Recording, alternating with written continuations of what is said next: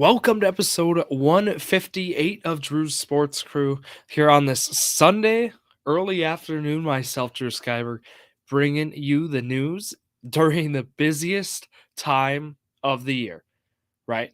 We have Packers off season, Brewers spring training. We have the Bucks right in the thick of a playoff push, right? Those three things going on right now. March Madness, throw that in there for a loop. With baseball starting very soon, we have fantasy baseball coming up soon. I still have like 2 or 3 spots left. So we are in a busy time of the year here on the show, but then also just in the sports world in general. So that does mean a plethora of announcements to kick the episode off. But of course, myself, Drew Skyber here, excited to bring you that news at Drew Sports Crew. On Instagram, X, and TikTok, you can find a variety of content covering Wisconsin sports and overall just NFL rankings. Maybe once in a while, and some NBA and MLB rankings as well. Try to tie, of course, our beloved Wisconsin sports teams in those. And again, you can find that YouTube Shorts, Drew's Sports Crew, and then at Drew Sports Crew on Instagram and TikTok. So that's where you can find additional content. Here on the podcast, you made it wherever you're listening, right? You're listening to episode 158. You'll find another episode of Journey to a Million then come this Wednesday, where we go down exclusively. We go more in depth on the Packers offseason amongst the NFL offseason itself. I'll dive more into the Packers sightings here in this episode, but that's the plan. Otherwise, more announcements. Selection Sunday for March Madness is today. That means my March Madness pool will open. So I did a pre sign up thing, like if you want to sign up early, and we already have like 6 or 7 people who did it before Selection Sunday's even out. So kudos to you all. 100% of the payout pool is paid out. So keep that in mind when you're choosing a bracket. That you don't find that often. You find people running the pool taking a cut. Not here. 100% is paid out, right? I want to bring people who love sports together, and that's the key thing there. So again, March Madness pool, check that out, and then also fantasy baseball. Again, 2 or 3 spots left on Yahoo. We end the season right before fantasy football season, so they don't collide. You still get the full fantasy football or fantasy baseball experience, rather. You can set your lines a week in advance. It'll auto set based on bye days. Days the teams have bye or off day, whatever, etc. So check that out. Keep that in mind when you're choosing. That's a $15 buy-in. All the pools paid out also. So again, 2 or 3 more spots. Season does start early in that. It starts right there doing the Korea series, the 20th and 21st. Those games will be voided. I'm pretty sure a lot of leagues are doing that because it's just hard to include them so early. So that's what we're doing. Anyways, those are the main announcements. I told you where to find the show. I told you the recording plan this week, sometime Wednesday evening. Otherwise, let's get right into the show. A lot of those announcements. Let's start with the Packers. The Bucks, then we'll talk about they play here in 34 minutes. Probably like 12:10. They always start those games late. Giannis just was ruled out, though, is the scary thing. If you're watching this, you are listening later, you already knew that. So I won't touch too much on that game. Doesn't really make sense. So we'll talk a little bit about next week's schedule, week 22, I believe already. So that's the game plan. Let's go over to the Green Bay Packers, who made a variety of moves. Some people hate, some people love. So how do we kick off the offseason? Right away, a splash was David Bakhtiari being announced he was officially going to be released was kind of the splash we had. Also with Devondre Campbell being announced he was going to be released. That ended up being almost expected, but kind of surprised how it went down.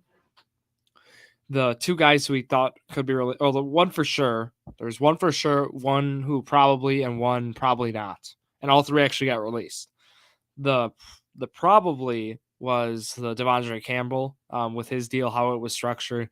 Felt he might get released this year. He ended up getting released. But then the probably not was Aaron Jones. It felt they would be able to structure that where he will be returning. But then what happened was kickoff free agency. We see Josh Jacobs getting a 4-year deal with the Green Bay Packers. Then the question became, is he going to be returning? It was announced Aaron Jones will then be released. Rumor was they asked him to take around a 50% pay cut to stay with the team. He declined to do so, therefore he was released. The shocking thing was right away he went to the Minnesota Vikings. They gave him a 1-year, $7 million deal. Why I say that's shocking is because the Packers, if you hear that the Packers, like that 1-year, $7 million deal, you feel like the Packers should have done that, as do many, for a 1-year deal. However, the reason they did not, this is what I want to bring up. It comes down to player control, like having control of the player. Would you rather have, right, Josh Jacobs for the possibility of 4 years or Aaron Jones for 1 year? Some may say Jones, I understand, but Josh Jacobs, who is only 20, who just turned 26, ends up being the probably the right choice over a 4-year time. How the deal is structured, all the guaranteed money is up front in year one. And then there ends up being essentially an out after. There's a potential out already in front of 2025, with the 1 year, where they're able to actually like cut him right away. So this could be. I compared it to basically 4 1-year deals because they can get out after any year, and cut him, and there won't be a huge penalty.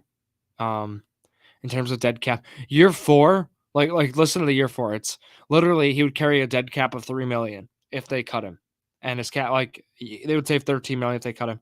I see this deal most likely being a 2-year deal for them.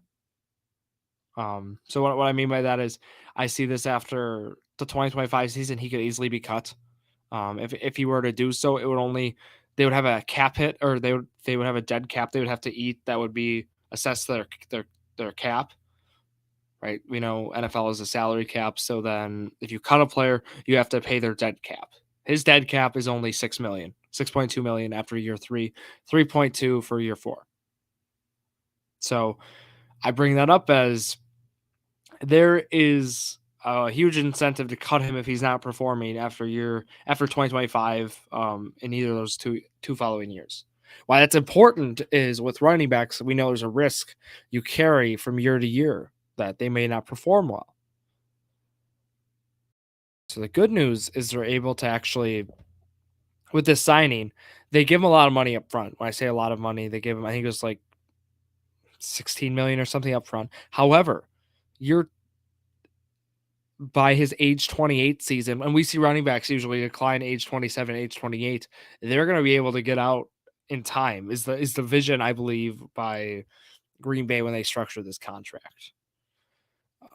I feel for Jacobs, he must have had with his agents that the goal was to get as much money up front as possible. I bet this is what the signing does. But for long-term stability, this was not a great contract structured by Jacobs and his team. This is not a contract that sets him up to play, to have a for sure contract or until age 30. That's not what this contract does, and no team wanted to do that.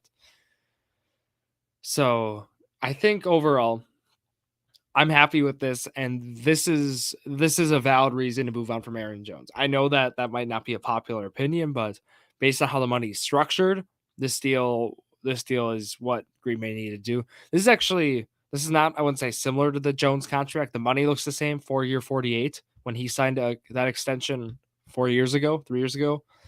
So it's kind of similar in terms of age when they did the deals, but the cap hit and the structure of it is actually more friendly for the Packers in this case than it was for the Jones deal. They did save 5 million by cutting him, but at the end of the day, it's Aaron Jones. So that's what happened. The splash was okay. They needed to sign a safety. They went out and got a guy, Xavier McKinney, who's 24 years old only, already got his big deal. This deal for the Packers is amazing to see. And this deal structure though is structured in a way, again, like how we want deals to be structured for some of these positions, like a safety, for example. Usually they get through most of the deal, I feel, but like at least 3 years or so. And that's kind of how this deal's structured. Like Xavier McKinney is going to make an impact on this team for those first 3 years. Again, I should mention who Xavier McKinney is. I believe he played with Josh Jacobs at Alabama. I think they were ended up being there. It was a year after was how McKinney was there, like a year longer. So again, he's only 24. He was drafted in the second round in 2020. He's a guy who, like, the counting stats, again, he plays safety, so not a whole lot of counting stat opportunities there. But his Pro Football Focus stats, really good coverage stats. Is one of the best safeties in coverage actually in all football. Was one of the best free agent safeties, and also that age is good in terms of being only 24. Not a lot of injury history. He fits kind of what Green Bay needed, though. A pass cover, a safety who thrives in pass coverage. Losing Jonathan Owens does hurt the run game. You know, they lose him to Chicago, which we'll touch on, but how McKinney fits with this, with Jeff Hafley, right, new coordinator, how his new defense is going to be intriguing. It sounds like they're going to have another down lineman, I believe. I thought they were going to have a fourth down line, like it was going to be a 4-3. They're changing up the structure basically. And why I bring that up is that's going to be more for these safeties. There's going to be a priority in having skilled linebackers and safeties. That's where Patrick Queen would have been a huge asset to this Packers defense. They didn't get him, the linebacker, formerly on the Baltimore Ravens, who signed with Pittsburgh. However, McKinney does still provide, right? He's going to be very important to this defense. I want to highlight how a contract's structured. So year one, they keep him, of course, is the plan. It's 4 years, $67 million contract. The outcomes, I love these contracts. Year two, they have to keep him. But year three, when I say they have to keep him, it wouldn't be like a Russell. Obviously, none of these will be like Russell Wilson, but like where the cap, like the dead cap is greater than the cap hit, it doesn't make sense to keep him, if that makes sense. Because the dead cap, you have to eat that, like you have to pay that year. So what happens in 2026? They would save $8 million or so if they were to cut him, with an $11 million cap hit. And then year four, they basically get out. They would save $17 million on the cap. It would be a $5.7 million cap hit only if they were to keep him. So I envision they would cut him in year four of this deal. So you get probably 3 years out of this deal for sure. Maybe two if something goes wrong. But 2 years. So there's actually good security here for the team also in this deal, which you love to see. And I think that's going to be very important to this Packers defense. And of course, I bring up the skill he brings to the position as well. So I'm happy with both the signings. I'm very pleased with them getting their guy at safety. They went out, made a splash. That was good. We talked about Jones of the Vikings. Keshawn Nixon returns 3 years, $18 million. I enjoyed that contract considering you get him as a corner, and then you also get him as an all-pro kick returner.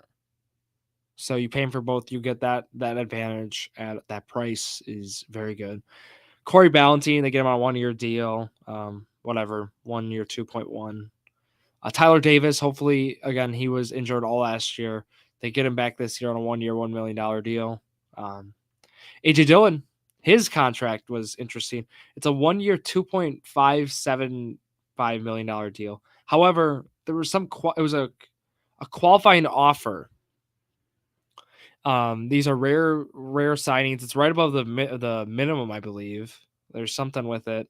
And it can be up to 4 years or something. Basically, I think what happened was Dillon tested the market. It didn't go well. Dillon's only making slightly more than he was on his rookie deal. Why I bring this up is AJ Dillon did not have a great year last year. We know this as Packer fans. He tested the market. I think it didn't really work out, but AJ Dillon loves Wisconsin, loves Green Bay. And I think the team recognizes that, and I think the team loves having him there as well. So I think bringing him back in this kind of deal, I think he'll still get carries, but look, he's not going to be. I think they got to draft a guy. They got to do something. Bring in a guy with Jacobs. Jacobs definitely can eat some carries, but they need that speedy guy. They need that guy who brings that plus speed to this offense, an explosive guy like Jaden Reed, but more at the running back position.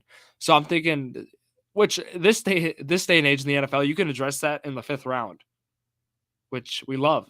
That actually really helps out the Packers. So The last contract they've done so far was Christian Welch, a linebacker who was formerly with Minnesota or with Baltimore. My bad. Um, and they have him, and he was really on and off with the practice squad and such, but he's a guy who's going to probably fill in some spots. I don't envision a huge role for him, but he went undrafted. Basically, just getting more depth at a linebacker at a much cheaper cost than Devondre Campbell, and right away he got a deal. We don't know what it is yet, but he again is with not with the Vikings. He went to Minnesota for college. That's what I was thinking, but he went to the 49ers after um, Dre Greenlaw had that injury in the Super Bowl, so they had a spot for linebacker and they got Campbell. I don't know what kind of cost, but so far Packers offseason by many has been considered a huge success. I likewise would agree.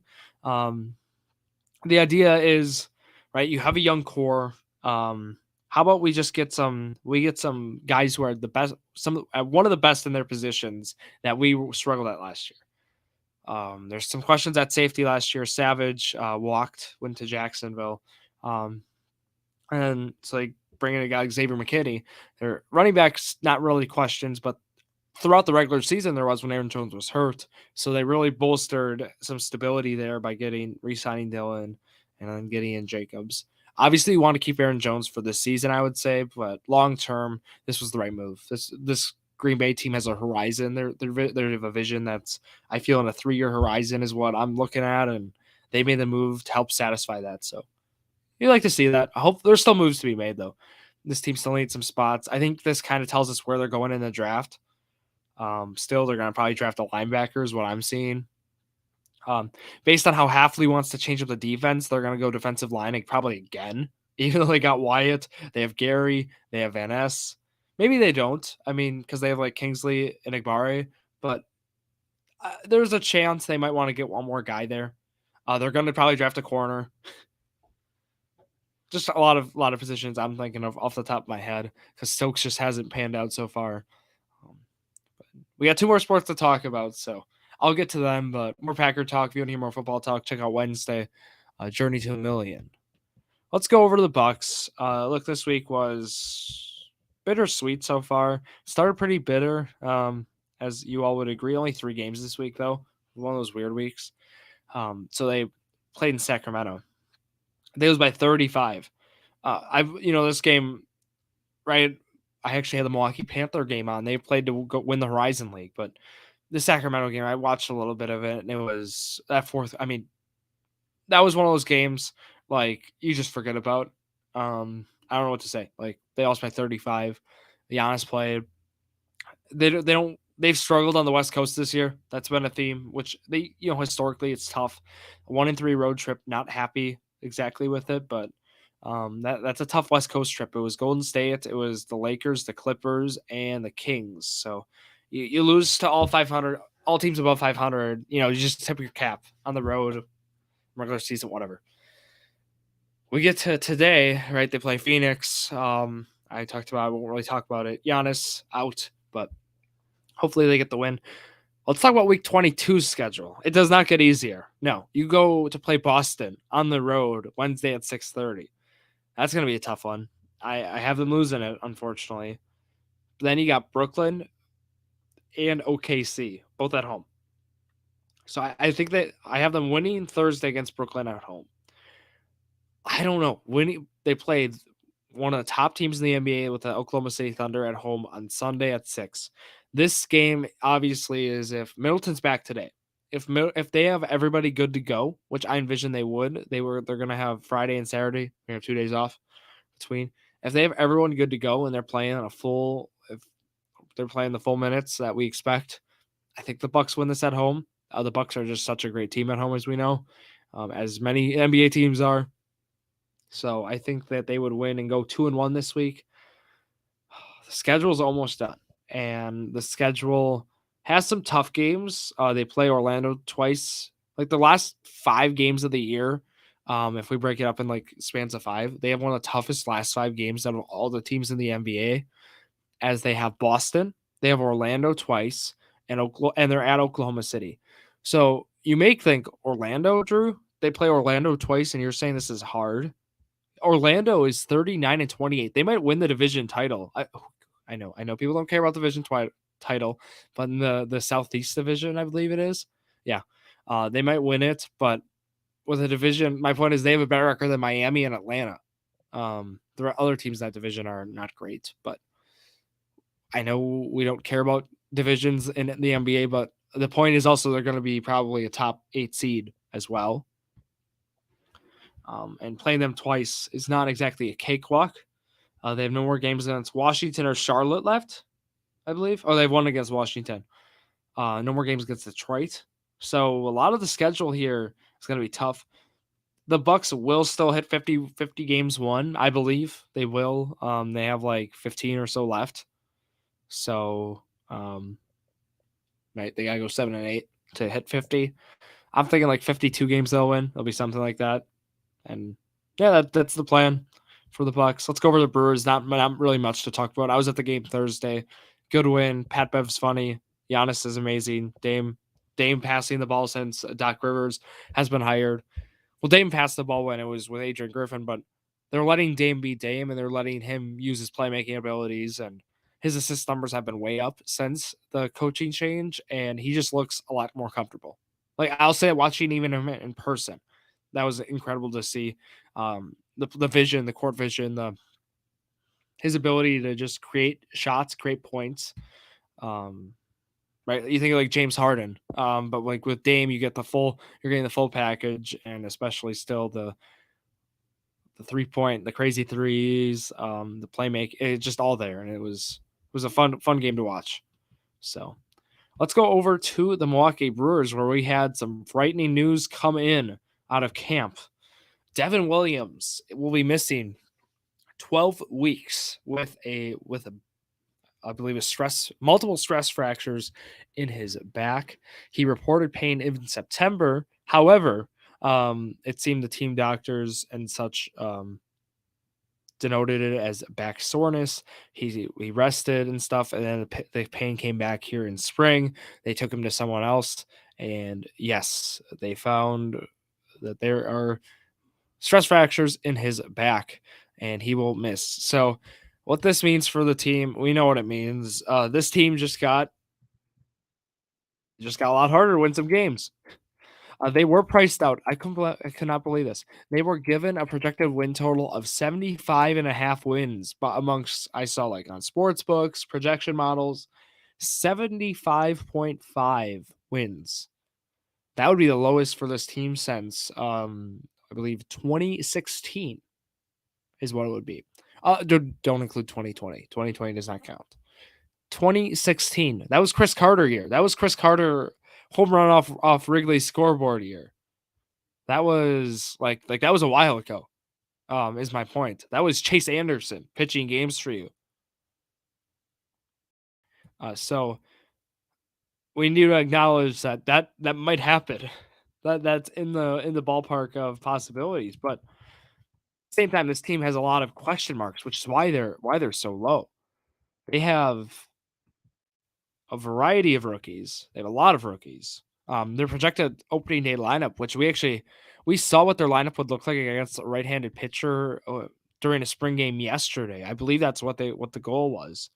It was the game against the Athletics, I believe, when they did a little split squad action yesterday.